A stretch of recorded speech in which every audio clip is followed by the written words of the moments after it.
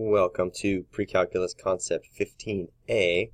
We are going to use the rational zeros theorem to find possible rational zeros. So I'm going to begin the lesson by talking to you about what the rational zeros theorem is and how it can help us. So the rational zeros theorem says the following. If a function has a rational zero, then it must be in this list that we're going to generate. But before I keep going even more, okay, I want you to recognize that a rational number is a number that's in the form of P over Q, where both of these are integers. Okay, both of them are integers, so that's what we're looking for here. Okay, so let's say I have this example, f of x equals 4x to the 5th plus 12x to the 4th minus x plus 3. Then, what we are allowed to do is we are allowed to generate a list of all possible rational zeros found by taking all of the factors of the very last term, which is the constant term, so the number 3. So I'm going to take the number 3, and I'm going to list all of the possible factors. Well, plus or minus 1 is a factor of any number, right? 1 is a factor of 3, and negative 1 is a factor of 3. And then plus or minus 3. That's it. Those are the only two factors of the number 3. Then I'm going to take a look at all of the factors of the coefficient on the leading coefficient. So the number 4. Okay? So factors of the number 4 include plus or minus 1, and plus or minus 2, and plus or minus 4.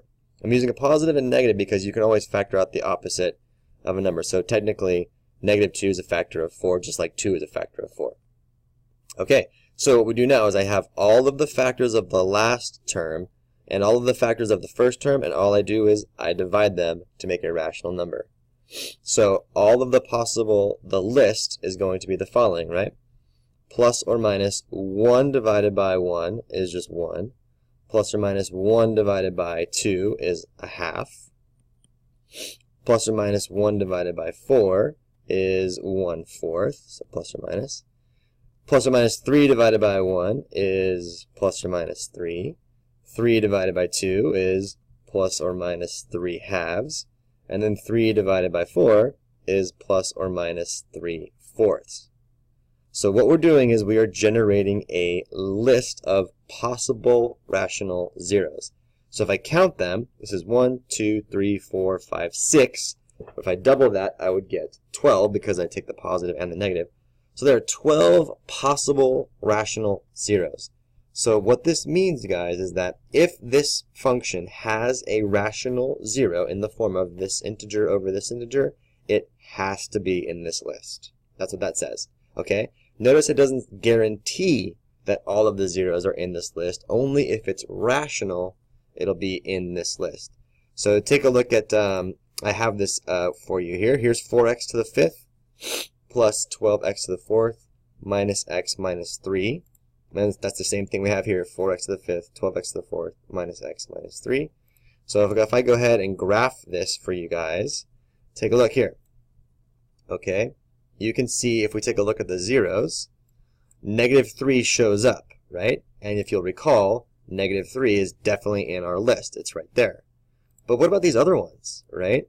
Notice that this 0 and this 0 do not necessarily show up in this list of ours over here because they're not necessarily rational. So you have to be careful. They may be, but it's not a guarantee.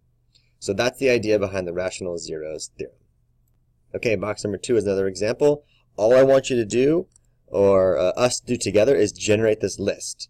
Okay, so I have a polynomial. It's written in standard form. I'm going to take all the factors of the last term, which in this case is 6. So it's going to be plus or minus 1.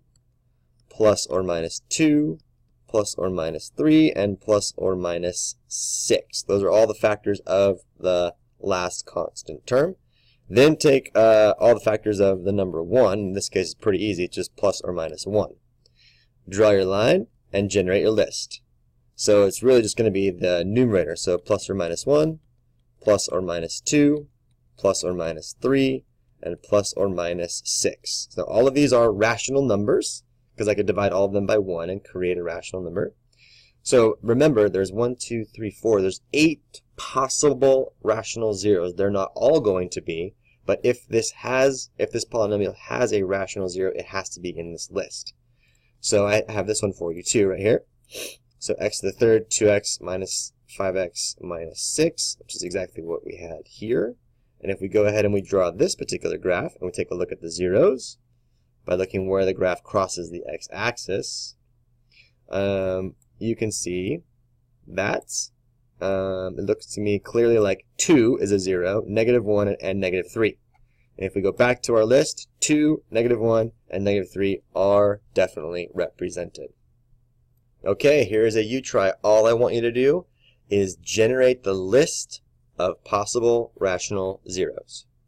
Okay, hopefully you got the right answer. It should have been plus or minus 1, plus or minus 1/3, plus or minus 2, plus or minus 2/3, plus or minus 4, and plus or minus 4/3. They do not need to be in any specific order, just as long as you have them all in the list.